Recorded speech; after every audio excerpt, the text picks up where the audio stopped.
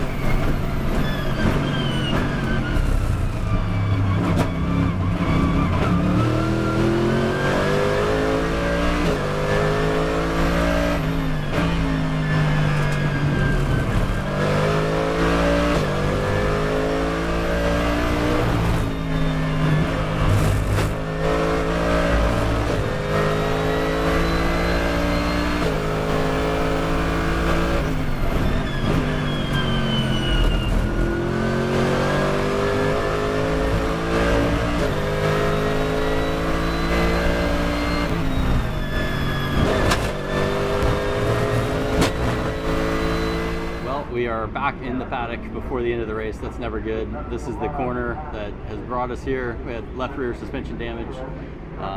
There was some light contact early in the race. I don't know if that caused it. The failure was a lot later in the run, so who knows if they're related. But super frustrating. We had a good run going, top 5 when we came in, and was looking strong, I think, to move up a little bit too. So frustrating, but we'll move on to Watkins.